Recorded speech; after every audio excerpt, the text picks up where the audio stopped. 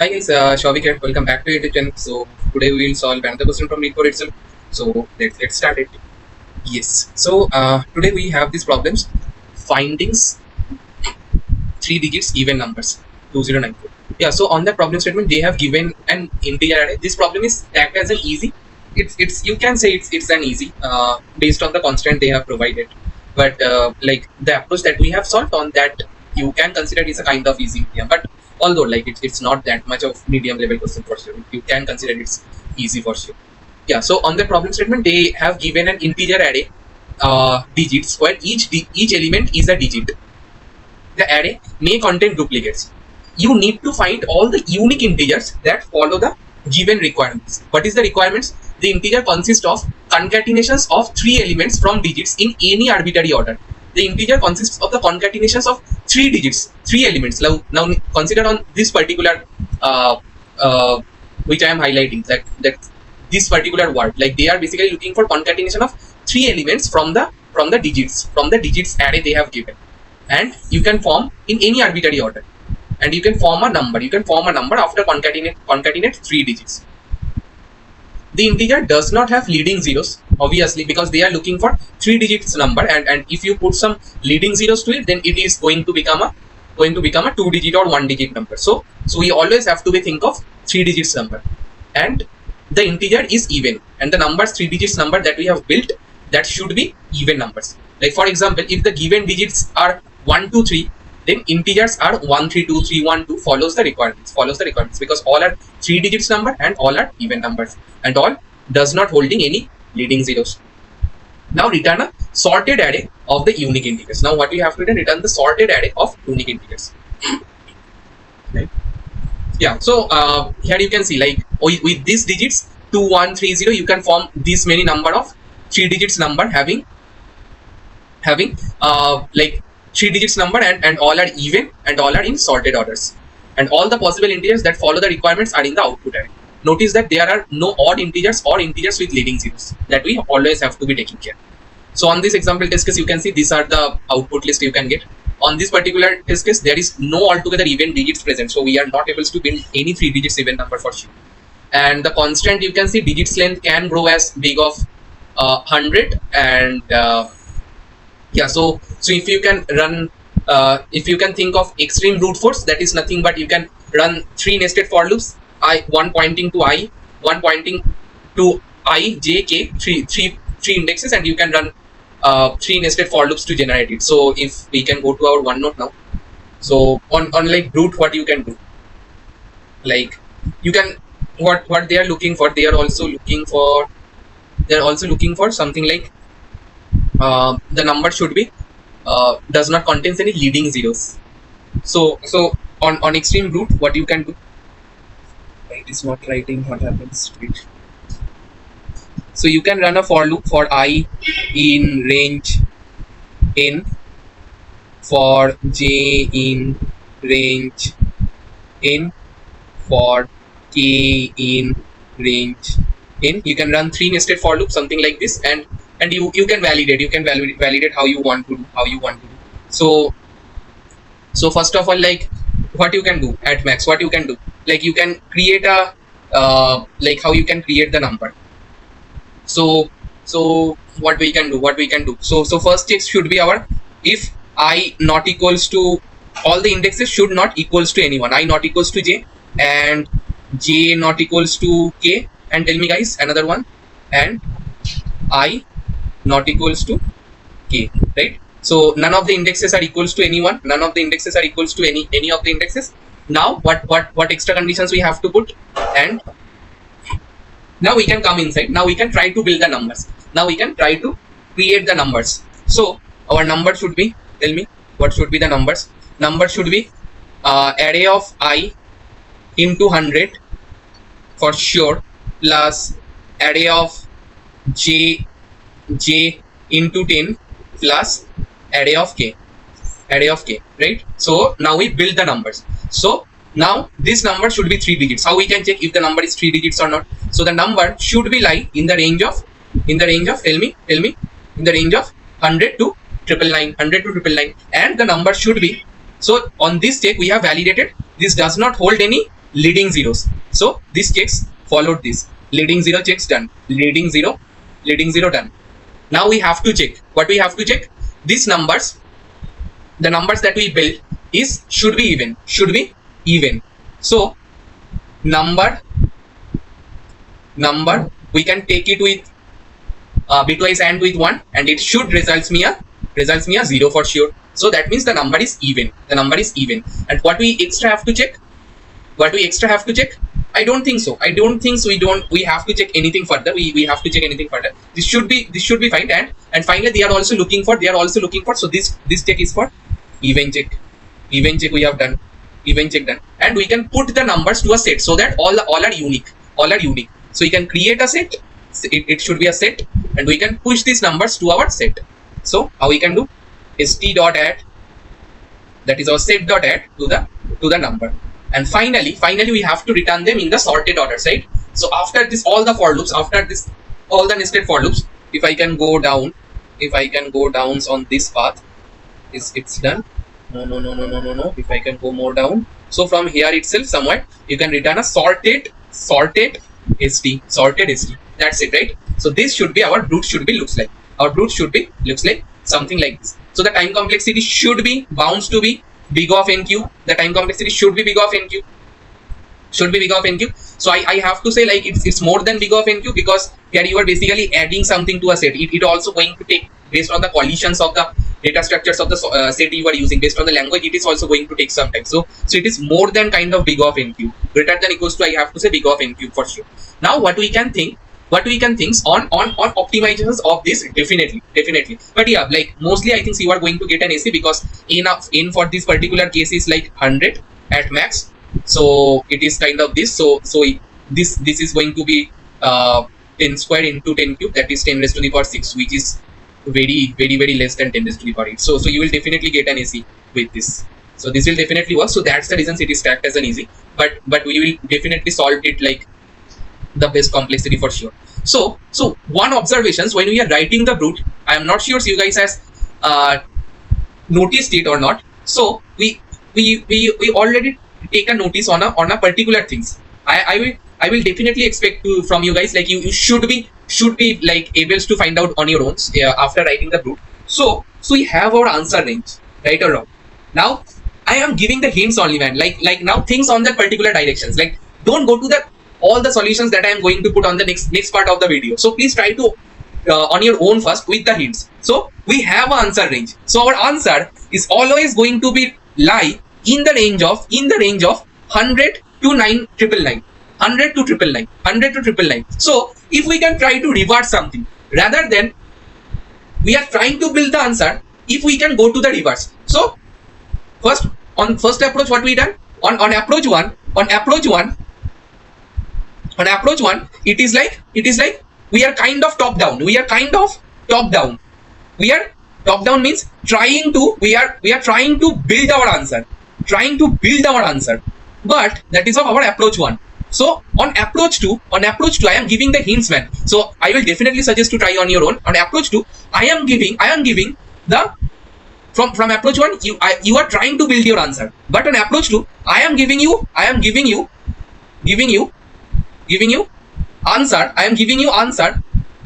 answer. You have to check its validity. Its validity. If it's valid or not, you have to check its validity. So it is a kind of bottom up. We already found our answer. But we have to just make sure if the answer is valid or not. So I'm giving you the answer. You just have to validate if it is valid or not. So let's try. So now on approach 2, we have this element. We are going to iterate on the elements in range. We have our possible answer range. It is from 100 to 1000. So 1000 is going to be exclusive. So our loop is going to be done from 100 to 999. And now I am assigning this possible element. I am assigning this to a variable's possible element. Possible element should be my elements. Now I have to just validate if that particular element is valid or not. So first things which is coming to your brain. What is our like very naive conditions. the number should be what it is. The number should be even. The number should be even. So first conditions we can put, our element that we are looking for, our element should be like, I would suggest like before assigning all together, you can do this assigning or other stuffs later also. You can do this. If element and 1, if it is odd, then we don't have to consider it. We can do continue. We definitely do a continue. Else I think I have a possibility. I have a possibility. So I have to check if this particular number, so it is even though for sure. It is even though for sure. So now what we have to check? Now it is even check done. Even check done. Now I have to check if the digits on the particular elements is present to the given array. Now we are doing reverse, right? We are doing reverse. So on second, we have to check. What we have to check? The digits of the elements. The digits of the elements are present in the given array. In the given array. If we are able to validate these two, I think our job is done, right? Agree or not agree, guys? Agree or not agree? Yes, definitely. We are bound to agree on these particular principles. So now how point 1 2 we have done. So point 2 is pending. Now how we can check if the all digits that the element is holding is present in our given array. So for that we definitely need a frequency map. So see guys, code it itself talking on its own to what is the data structure, what is the things we need incrementally. When I'm going to each lines of the code, it is incrementally speaking of its own, right? So we have to check if all the digits are present. So how we can check? We definitely need a frequency map. To initially store what is the count of every digits in our possibility list, in the given array list, So we definitely have a default dict that should be default dict of int, and you can run a for loop for sure for each in your ARR, given ARR, and DD of each. You can store its count. You can do a each plus equals to 1. You can store it to your DD, to your default dict for sure. You can store it, right? Now the challenge. Now how we can? Now we have the possible digits list in memory. We have stored in our default dictionary. Now we have to just validate. So how we can extract the digits of a number? Very simple. We will run our favorite while loop. So that's the reasons. Now our number is going to be distorted. Our element is going to be distorted. So that's the reasons I have stored it to a possible element variables. So that's the reasons I have stored it to a possible elements variables. Now we can play with our elements. It's going to be distorted no matter. So we are not doing any care because we have already stored it. So we can play with our elements. So as far as we have our elements, so what is the digits we are considering? So I am obviously create a digits variables, and it is nothing but element modulo 10. So we have extracted the last digit. Now what the things we have to check? Now if this particular digit is altogether not present, is equals to 0, like this digit is not present, then we definitely have some variables, maybe an OK variables, and we can initially mark this true, like we are this is a valid digit, but when we encounter such things, we are marking it false. That no, these digits, the particular elements have some digits which is not present in the given array, right? We can mark it false, and we should be break it out. Else, so that means this particular digits, our default dict is holding this value. So what we have to do? Tell me guys. We have to decrease its count because we are going to use it to the current elements. It should be minus equals to 1 for sure. It's going to be minus equals to 1 for sure. And finally we have to do elements by equals to 10 so that we can get our next elements. So like this way we can finally what we can check? If our OK variables is true, so that means this particular element is buildable. So can I push it to my answer? Yes. Answer.append. What is the variable's name? Variable's name is what? Because that is distorted. Element is distorted. So possible element. So I can append it to my answer to be possible element. So tell me guys, like we also have to return in sorted. Do we have to return? And finally we can return. Like somewhere at this place we can return our answer. Do we need to sort our answer? What do you think guys? Tell me, quickly tell me. No. Because we are already already iterating to the sorted order only. We are iterating to our possible answers in sorted order only, from starting to end, so we don't need to sort. We can directly return. But there is a small catch on this entire implementation. Tell me what is the catch. So let's suppose I have considered 100. So I consume 1 from here, 0 from our default dict, and this 0 also from default dict. So let's suppose the given default dict has, this is the default dict they have given to us. So with this we can build 100. Can we build 102? So that is also possible. But with these iterations we have decreased the frequency of the digits. When we are playing with our elements. But there is a distortions happen, because now our default dict, which is initially holding 1's count as 1, default dict of 0's count is 2, default dict of 2's count is 1. So after this, what is my default dict? This reduced to 0, this reduced to 0, this is as it is. So now with this, can I build 102? Can I build an 102? No, man. You don't have 1 altogether, you don't have 0 altogether. So after this, so this, in this while loop, we definitely have to reduce these things. But we need a track of this, which of the digits we are used to build that particular elements. We also, after this while loop executions, we have to restore our default dictionary to its original state. Exactly. We definitely have to do so. How many digits we are playing? We are playing with 3 digits. So we can create 3 variables A, B, C, and we can initialize, or more specifically have to say first digits, second digits, third digits, something like this. The namings you have to name in industry standard. You always try to make the namings in industry standard. I can initialize all of them to -1, because the given array is holding 0 or possible value. So what we can do here, so when we are basically after executing this loop, I am basically checking if my first digits is equals to -1. If my first digits is -1, so now I definitely have to update it. Because this digit I have used from my default dictionary, right? Yes. So I'm storing my first digit should be digit, and it's got updated. Elif. So let's suppose if it is not, then on elif, if my second digit is equals to -1, so we will store in our second digits to be digit. And on the else case, because we are only iterating playing with three digits only, on else we have put to our third digits to be digit. And finally, like before appending to our answer, we will definitely append to our answer.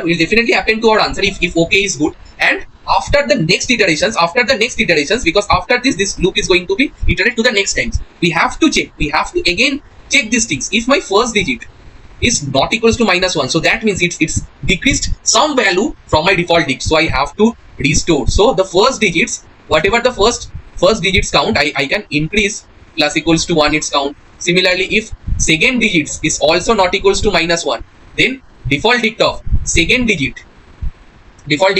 tell me guys, second digits I can increase its count to be plus equals to 1. Similarly, if my third digits is also pointing to not equals to -1, then I have also increased default dict of third digits to be plus equals to 1. Definitely yes. Obviously I will do. Yes. I think if you are handle this particular extra case, then finally you are very good state to return your answer, and you will definitely get an. Now we can quickly discuss the code iterations. We can quickly complete the code iterations. I have written mostly exactly this code, but we have explained there. So here you can see we have started with our default dictionary, answer to be an empty list, and I am iterating first to build our default dictionary. I have iterated for every digit of the given digits array, and I have increased default dict of digit count to be plus equals to 1. And then I am running these things of what I am doing. I am running from our elements loop from 100 to 1000, and I am first checking, see if this is an odd number, then do continue, don't need to do anything. Else possible elements, I have stored my elements because I know our element is going to be distorted, and I am taking an element build true. So that is exactly the okay. What we considered explained on OneNote as an okay. So that is an element build. So try to name your variable something like this, guys, because on interview it's definitely matters. It's highly matters how are you basically named your variables, because after you got selected, right, you have to work on an industry standard code bed itself. So their variables name definitely make your code readability on different level. Your function naming or variables naming is definitely get a good impacts how good coders you are. So here I have put our element build initially, like is it possible to build this element? I have initially marked this true because we have started with our okay to be true, and this is the first digit, second digit, third digits. I have initialized all to -1, and I am doing the exact same things that I have explained. I am reducing elements with modulo 10, and that is my current digits, and I am checking if my current digits is not present in our default dictionary. I am making element builds then and there to be false and break it out, else I am decrease its count, and I am checking if my first digits is -1, set your current digit to first digit. If second digits is -1, set your current digits to be second digits, else set your current digit to third digits, and you are going to decrease your elements to be by 10 because you are going to work to the next element for sure. And here we have to basically reset your dictionary. What we are doing here, we are basically resetting our dictionary for next elements considerations to our code. So here we are checking if first digit not equals to -1, we have increased its count to default dictionary. Similarly, second, third we have done. And finally, if our element build is true, so we are able to build this particular element. So we can add this answer.appends to the possible elements what we have started with initially. So we can append it out. Yes, guys. So that's all about the code implementation. I think this on this particular case, we are going to check if the element is altogether an odd number or not. Then if it is an odd number, then we are continuing. So I think there is a chance of optimizations. Tell me, guys, if you are also on the same code. Tell me, guys. So rather than iterating from every numbers, if we are going to skip one, so start. So that is the start, that is the end, that is the jump. Then I think we don't need this. If I can comment it out, I don't need any what I can say, like odd check. Yes, it's working fine. We have reduced the complexity. Now here we are iterating from 100 to 1000, but here we are iterating half of 100 to 1000. So here like 900 times. So now this for loops is going to be iterated 450 times if we can submit. So that is obviously definitely an optimization for sure to our code. Now if we can check it out, it's working fine with this. We can do and submit. So yes, guys, it's obviously going to get an SK, and it is kind of like most optimized, like 82% faster, like standing on the very first submission stick, the most optimized submissions. Yes, now we can quickly discuss the time complexity of this particular algorithm. So tell me, guys, what is the time complexity? So what happens? Yes, so the time complexity, we are building this digit list from this default dictionary. So that is obviously going to take a big of n for sure, no chance, we can't skip this. And after that we are iterating from 100 to 1000, but skipping 2. So this loop is going to iterate at max 450 times. So 450 times. So we can consider a time complexity of 450, not more than that.